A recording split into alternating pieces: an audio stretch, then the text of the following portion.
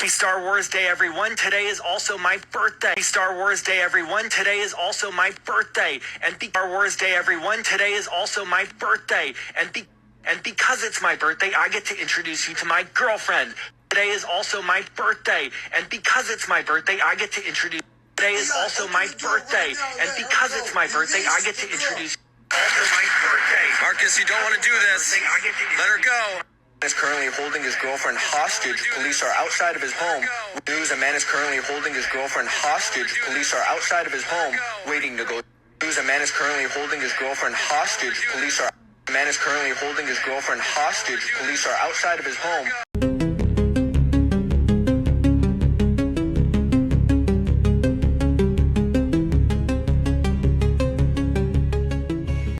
Criaturas de la noche, soy Tenebris y esto es el Tenebris Horror Show, donde el terror se reseña bonito pero se juzga sin piedad. Hoy vamos a hablar de una película que me dejó emocionalmente agotada, y no como crítica intensa de festival diciendo la hora me atravesó, sino como una persona normal que terminó con el pecho apretado, nerviosa, enojada y pensando qué chingados acabo de ver. La mesita del comedor es una película que no necesita de demonios, posesiones ni una criatura saliendo de una esquina como jefe final mal desbloqueado. Su terror nace de algo muchísimo más cotidiano: una pareja, una casa, un bebé recién nacido, una tensión que ya viene cargada desde antes y una compra que parece absurda hasta que la película te demuestra que sí había razones para desconfiar de ese pinche mueble. Y hoy no vengo sola, me acompaña Forolo porque esta película no era para sufrirla sola. Además necesitaba de alguien que confirmara que yo no estaba exagerando cuando terminé con cara de ya no quiero tener muebles en mi casa. Y confirmo, esta película te deja con ganas de pedir perdón por todas las mesas que has comprado en tu vida. Y la verdad es que ahora que repaso hemos comprado bastantes mesas en el último. Yo terminé muy incómodo, tenso y con una sensación horrible de estar viendo algo que se iba a salir de control sí o sí, pero no puedes dejar de verla y es una parte maravillosa de esta película. Exacto, y eso es lo fuerte. La película te agarra con una premisa súper chiquita, casi ridícula, y luego te va encerrando en una situación doméstica que se vuelve cada vez más insoportable. Yo le di 9.5 de 10 porque me provocó sorpresa, ansiedad, coraje, miedo, agonía y un estrés sabrosísimo, pero sabroso de voy a necesitar terapia después de esto. Luego les dan mi número a los que la vean y así. Pero antes de meternos en esa pesadilla de sala de comedor, vámonos con el trailer. Y les aseguro que esta mesa, por diseño y por su nivel, les va a cambiar la vida a mejor. Les va a aportar felicidad al hogar. Es una mierda.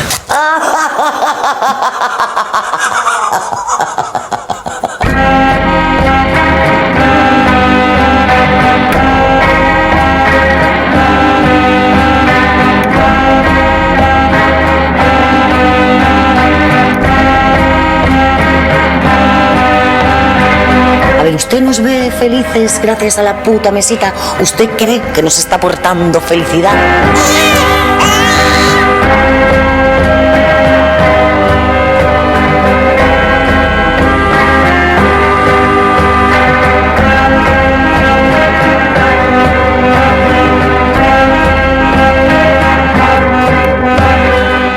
¿Tú estás por la mesita? ¿En serio? ¿Qué está pasando? Bueno, ya estamos de regreso. La mesita del comedor es una película española del año 2022 dirigida por Calle Casas, escrita por Calle Casas y Cristina Borovia y protagonizada por David Pareja y Estefanía de los Santos. La historia sigue a una pareja que acaba de tener un bebé y que atraviesa un momento muy complicado en su relación. En medio de esa tensión compran una mesa de centro para su casa. Una decisión cotidiana, doméstica, hasta medio tonta en apariencia, pero poco a poco se convierte en el centro de una historia profundamente incómoda. Y hasta ahí me voy a quedar con la trama antes del spoiler alert, porque esta película se disfruta muchísimo más cuando sabes lo menos posible. No vayan a buscar el final, no lean resúmenes, no se metan a comentarios, No hagan investigación tipo señora revisando el Facebook del ex. Véanla totalmente limpia. Sí, esta sí es importante verla sin saber demasiado. Hay películas donde el spoiler no cambia tanto la apariencia. Pienso, por ejemplo, en películas que casi la película entera está narrada en el título. Pero aquí la parte de impacto es que la película te agarra desprevenido y te deje pensando, no puede por ahí. Y efectivamente, si ves, eso es algo muy interesante este tipo de películas, porque parecería que antes fue un cortometraje que luego transformaron en película. Y lo único que puedo decir sin arruinar nada es que no es una película de terror convencional. No está hecha para que grites cada 5 minutos ni para que te avienten sustos baratos de esos horrendos. Está hecha para encerrarte en una situación que cada vez es más tensa y dejar que la ansiedad haga el trabajo sucio. Yo llegué a esta película sabiendo que mucha gente que la describía como cruel, incómoda y difícil de ver. Aún así, yo no estaba preparada para lo bien que maneja la tensión de verdad. La película empieza con una situación cotidiana, es incluso absurda si la cuentas tan rápido. Una pareja discutiendo por una mesa. Pero debajo de eso ya se siente que la relación trae muchas cosas acumuladas. No están peleando solo por un mueble, están peleando por decisiones, por cansancio, por resentimiento, por esa sensación de que ya no nos estamos escuchando.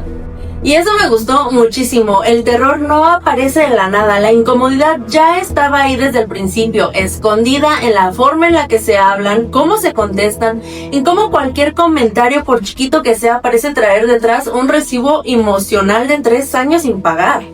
A mí me parece muy bien lograda. Algo que sucedió con esta película es que me recordó un poquito como esta fotografía de donde el mal acecha. Esta película argentina me pareció buenísima, y la realidad es que parecería que están exagerando por la mesa como desde un inicio, pero es parte del tipo de tensión que manejan este tipo de películas españolas, que en realidad parecería mucho este típico cine de los 2000, pero da un giro gigantesco en esta película. Totalmente, y ahí es donde la película empieza a incomodar sin necesidad de mostrar absolutamente nada fuerte. Todavía no ha pasado lo peor, pero la vibra ya está muy rara. Es una casa normal, una pareja normal, una discusión normal, y aún así todo se siente como si el ambiente trajera alarma sísmica emocional. La tensión de la mesita del comedor está muy bien trabajada porque no depende de persecuciones ni de sustos rápidos. Funciona a partir de la espera, de los silencios, de conversaciones incómodas y de la sensación de que algo puede romperse en cualquier momento. La película entiende muy bien que a veces lo más angustiante no es ver el desastre, sino estar atrapada en los segundos previos a que alguien lo nombre.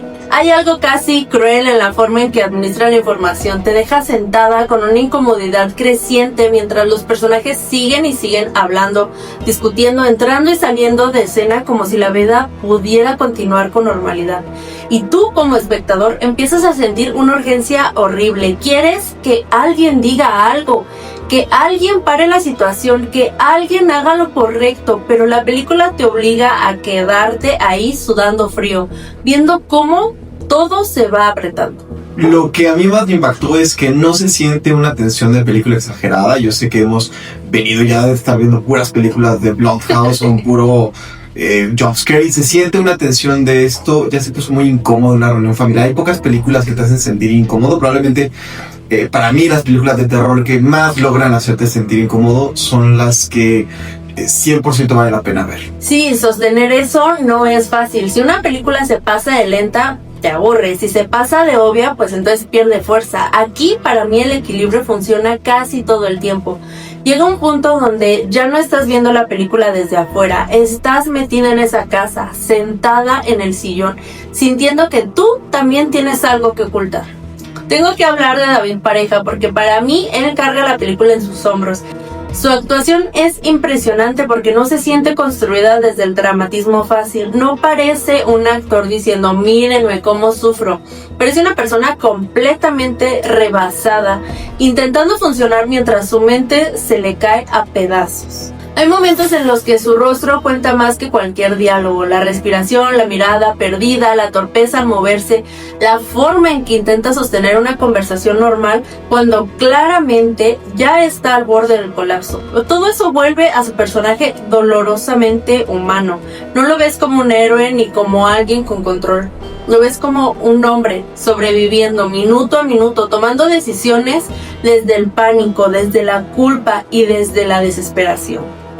Yo creo que lo brillante es que te desespera, pero no puedes dejar de entenderlo. Hay momentos en los que quieres gritarle, güey, ya salgo, pero al mismo tiempo lo ves y dices, la realidad es que yo tampoco creo que esté haciendo nada en particular. Entonces, claramente este tipo está disociado y eso es algo muy interesante.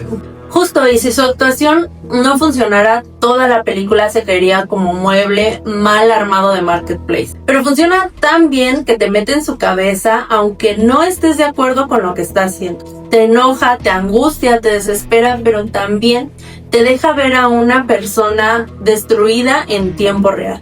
Estefanía de los Santos también hace un trabajo muy fuerte, aunque desde otro lugar. Su personaje está construido para incomodarnos, desesperar y generar rechazo, y lo logra perfectamente.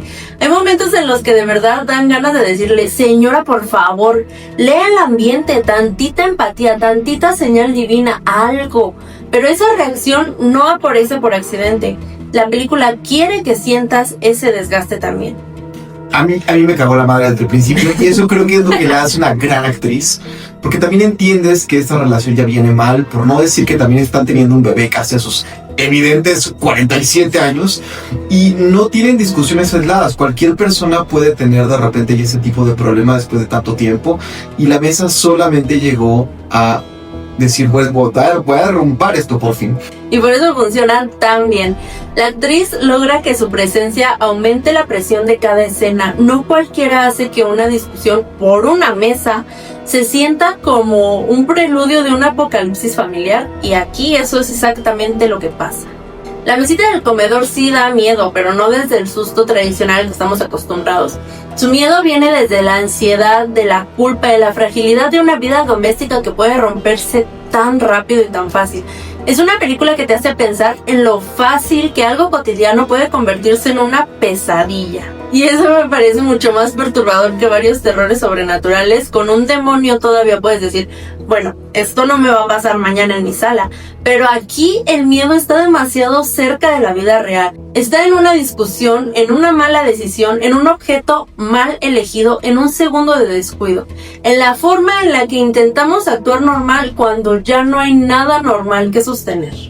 Yo creo que es una película más de ansiedad que miedo. Incluso yo pensaría que esto es un drama más que una película de terror en sí misma, porque no es tampoco de ay, qué nervios, qué va a pasar, me traen al filo. Creo que lo que hacen es que representan muy bien una situación cotidiana que perfectamente nos podría pasar a cualquiera. Sí, ahí está su poder, no te espanta y luego te suelta. Te incomoda y se queda ahí, como visita que ya se acabó la fiesta pero sigue sentada en tu sala. Aunque le dio un 9.5, hay detalles que yo sí habría cambiado.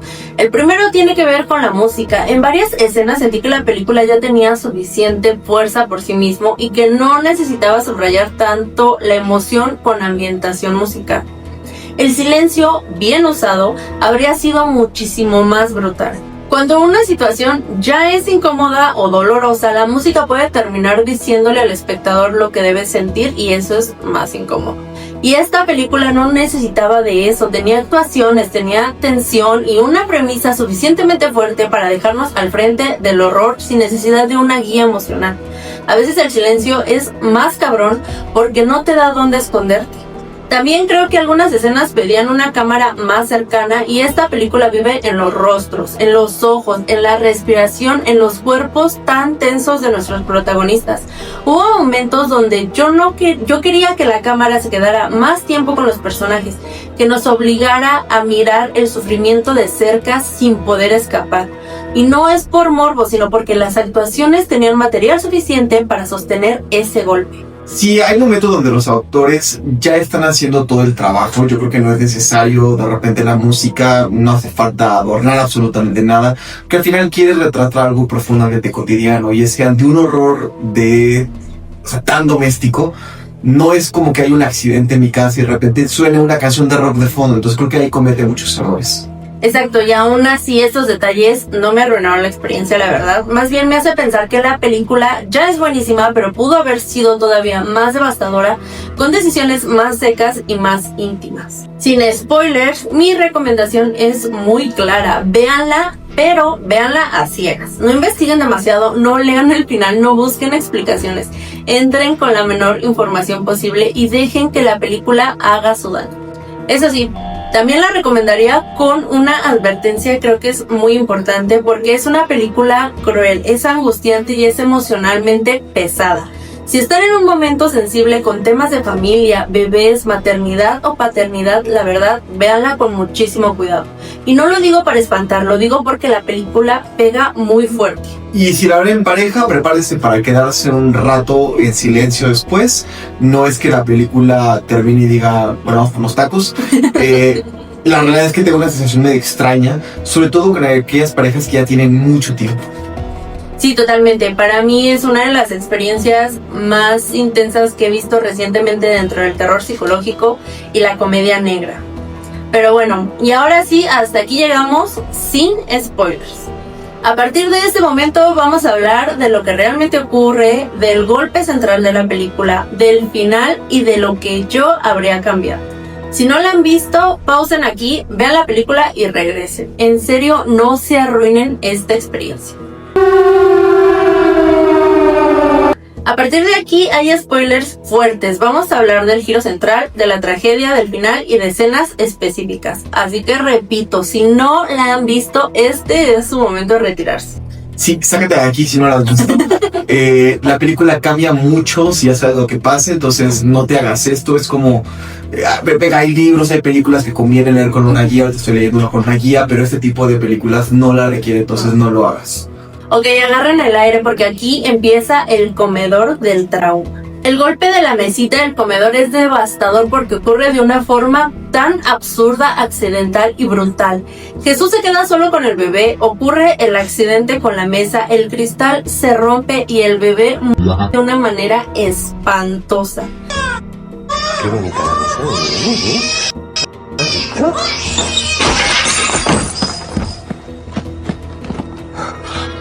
La película no lo convierte en un momento espectacular ni en una escena de terror tradicional. Lo hace sentir seco, torpe, horrible y completamente irreversible. Y ahí empieza la verdadera pesadilla porque el horror no se queda en la boca del bebé, sino en todo lo que Jesús hace después. No porque sea un villano calculador, sino porque está paralizado por el shock. Su mente no encuentra una forma de procesar lo que acaba de pasar. No sabe cómo decirlo, no sabe cómo moverse, no sabe cómo convertir esa tragedia en palabras. Yo creo que eso fue lo que más me angustió, el que no solo es un accidente que en sí mismo ya es terrible, porque aparte no hace este recurso barato de destino final, ¿no? De transformar algo terrible. Y la realidad es que la forma en la que soy suficiente, yo le tuve que regresar un par de veces para ver exactamente cómo sale el accidente hasta que me di cuenta de que realmente nunca lo vi. Y entonces eso hace particularmente perturbadora la película desde este punto de vista. La película se vuelve insoportable porque nosotros ya sabemos algo que los demás todavía no saben. Cada conversación se vuelve una tortura real, cada visita aumenta la tensión, cada comentario cotidiano parece una crueldad del universo. Es como estar atrapada en una sala donde todos siguen hablando de cosas normales mientras hay una bomba emocional en medio de la sala. Y eso es lo más fuerte, la película no necesita seguir acumulando tragedias externas.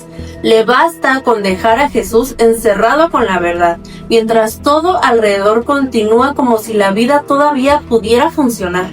¡Qué horror tan simple y qué horror tan hijo de la chingada! Aquí es donde David Pareja se vuelve enorme. Su personaje no está simplemente triste o asustado, está descompuesto por dentro. La forma en que intenta mantener la normalidad es desesperante, pero también es profundamente humano. Uno como espectador quiere gritarle que diga la verdad, que pare, que se entregue, que haga algo. Pero la película te obliga a ver algo más incómodo. Jesús no está eligiendo desde la lógica. Está reaccionando desde el pánico. Eso vuelve su actuación muy dolorosa. No hay heroísmo, no hay lucidez, no hay una gran estrategia. Solo hay un hombre atrapado en un segundo que ya le destruyó la vida y que intenta retrasar lo inevitable, aunque sea solo unos minutos más. Y eso es muy cabrón. De hecho hay otros personajes en la película, como el tipo este que les vende la mesita, que luego intenta ser su amigo, pero simplemente no lo puede escuchar. Y bueno, se ve, vamos, que es una persona espantosamente aburrida, pero finalmente tiene este como dejo donde intenta hacer comedia, pero como que no lo logra porque Jesús está tan descompuesto que es imposible que la película tome otro giro en ese momento. Sí, por supuesto, entender un personaje no significa que lo estemos justificando, significa verlo en toda su fragilidad, con todas sus decisiones horribles, con todo su miedo encima. Jesús carga la película porque su rostro se convierte en el campo real de batalla. Todo esto está pasando ahí. La culpa, el shock, la negación, la desesperación y la certeza de que nada va a volver a estar bien después de eso. Cuando María descubre el bebé, la película llega a su momento más brutal. La reacción de la madre tiene que ser devastadora y Estefanía de los Santos definitivamente lo está logrando. Ahí se siente el quiebre total, el instante en que la verdad ya no puede seguir siendo escondida y todo se cae encima de los personajes. Pero justo en esa escena entra una de mis críticas más claras. Yo la verdad habría quitado la música completamente. Habría dejado solo los gritos, la respiración, el caos, los sonidos del departamento y el dolor crudo de la madre enterándose. No necesitábamos una ambientación que nos dijera que esto era terrible. Nosotros ya sabíamos que era terrible. El grito de una madre descubriendo algo así tenía toda la fuerza necesaria para atravesarnos. Sí, yo creo definitivamente que esa escena era innecesaria. La música al final de este tipo de ejercicios como de la risa enlatada, ¿no? En las películas, ya sabes, como de los 90s, de Estados Unidos, donde ponían la risa detrás. Creo que la música que hace algo así, como decíamos, te dice qué sentir y eso no es tan cómodo. Y aparte a mí me parece algo muy interesante porque me recuerda mucho la tensión que hace Huesera cuando el tema de Bebé, veanla, también tenemos una gameplay de eso. Y creo que justamente podemos verlo como un spin-off alternativo a qué hubiera pasado si en Huesera el bebé se hubiera ido. Ya les spoileo un poco por ahí. También siento que la escena estaba demasiado oscura y que la cámara pudo habernos regalado más unos primeros planos más potentes. No necesitábamos ver explícitamente el horror, sino ver mejor a los personajes rompiéndose en ese momento, sus rostros, sus ojos, sus gestos, esa mezcla de incredulidad y de destrucción. Esa era la oportunidad para que la cámara se quedara cerca, nos incomodara y no nos permitiera apartar la mirada de la pantalla. La escena funciona, por supuesto que funciona, pero pudo haber sido un madrazo emocional todavía más fuerte si hubiera confiado más en el silencio, más en los gritos y más en las actuaciones de nuestros protagonistas. A veces el mejor recurso de una película es no adornar el dolor. Nada de moñitos, nada de música diciéndote que aquí debemos de llorar, solo el golpe seco. El final me gustó, pero sí siento que nos quedó a deber un poco. Después de todo lo que la película nos construyó, yo esperaba un remate muchísimo más cruel, más seco, más memorable. No necesitaba una explicación enorme, pero sí un golpe que cerrara la experiencia con muchísimo más fuerza. La versión que yo habría imaginado va más por la escena donde el hermano encuentra a Jesús en el baño grabando una nota de voz. En la película nosotros ya escuchamos lo que él está diciendo, pero yo habría tomado una decisión distinta. Que nosotros como espectadores no hubiéramos escuchado esa nota en ese momento. Que solo viéramos a Jesús grabando algo con el rostro destruido sin saber exactamente qué es lo que está dejando registrado. O sea, guardarías la nota de voz para el final. Sí, no.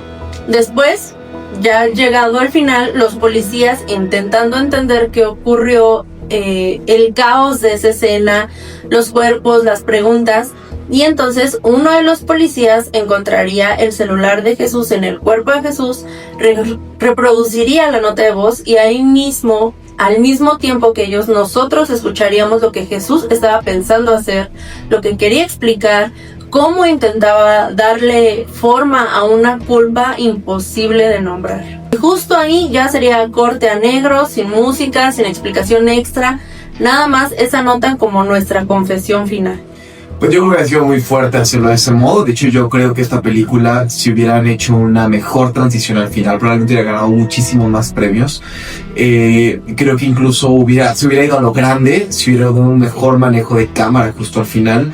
Y quizás este pequeño ajuste en el guión que dejara como precisamente un corte negro, ni siquiera sin música, como para reflejarte que estás escuchando todo lo que el güey intentó decirte durante toda la película. Sí, justo ese cierre me habría parecido muchísimo más devastador porque convertiría la nota de voz en la última presencia que tuvimos de Jesús. Una confesión encontrada ya tarde, una voz intentando explicar lo inexplicable cuando ya no queda nadie que pueda responderla.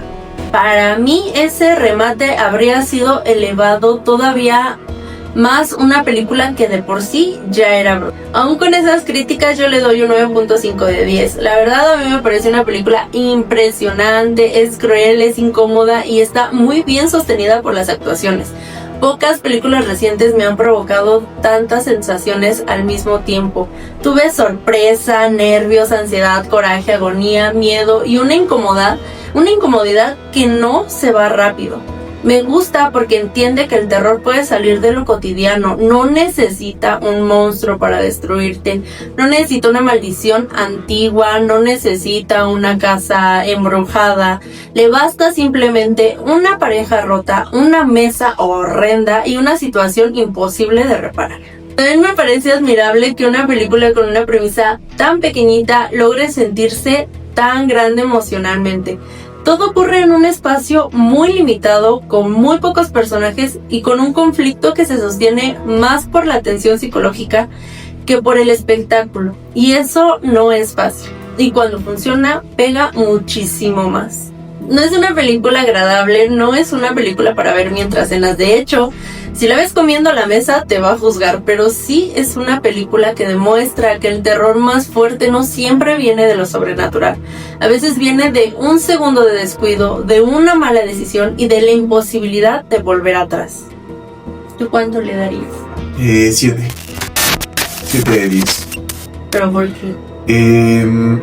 Pues creo que desafortunadamente el terror es de estos géneros donde si el final es malo o está un poco desarticulado o te dice qué sentir, puede desmontar por completo una película en 3 minutos, porque la realidad es que la transición final yo creo que no dura más de 6, 7 minutos, no creo que esté no creo que esté viendo la 10 minutos. Y que te digan qué sentir, la realidad es que es un poquito incómodo por un lado, y por otro lado creo que es una película muy madura en muchos sentidos. La realidad es que creo que las mejores películas son todas estas que requieren un presupuesto de este tamaño, un muy buen guión y excelentes actores, y entonces quizás los actores de reparto no lo hacen tan bien como me hubiera gustado, pero la realidad es que cuando el final me queda de ver tanto visual como en términos de guión, creo que soy muy castigador, ¿no? Lo mismo creo que me pasó con otras películas como Atroz, ¿no? Que iba todo muy bien y de repente el final es muy extraño. Entonces creo que esa es la razón por la cual la castigo tanto. Me encantó en muchos sentidos. Ese día vimos creo que 3 películas y cuando ni siquiera me acuerdo de qué otra cosa vi y solamente recuerdo es porque fue buena, pero creo que es muy problemático cuando abusas de esa manera al final. Entonces ya tienen 2 calificaciones, mi 9.5 y el 7 de Pololo. Ahora quiero ver en sus comentarios de qué lado están, porque esta película amerita definitivamente un debate y honestamente también terapia grupal. Ahora queremos saber ustedes qué piensan. Si ya vieron La Mesita del Comedor, díganos si también les dejó ansiedad, coraje y el sistema nervioso como una licuadora sin tapa. Queremos leer su calificación del 1 al 10 y saber si están de acuerdo con mi 9.5, con Pololo, o si de plano ustedes salieron peleados con la película. También cuéntenos qué opinan del final. ¿Les funcionó como está o también creen que podrían haber rematado con más fuerza con la nota de voz sobre todo? Y sobre todo quiero saber qué les pareció la actuación de David Pareja, porque para mí ese hombre cargó la película como si le hubieran dejado encima toda la deuda emocional de la humanidad. Y si les gustó el video, suscríbanse al canal, denle like y activen la campanita para que YouTube no los vaya a dejar abandonados en el comedor del drama. También compartan esta reseña con esa persona que siempre dice a mí nada me perturba. A ver si muy valiente después de ver esta pinche mesita. Yo soy Tenebris. Y yo soy Pololo. Esto fue Tenebris Horror Show. Y recuerden, a veces el terror no vive debajo de la cama. A veces está en medio del comedor, costó carísimo y ni siquiera combinaba. A mí sí me gustó. Bye. Nervioso. La mesita del terror. Ay, perdón. La mesita del terror. Y te escuchaste como lo de Meg Hindi. Ya soltaste todas. Ay, qué pelado.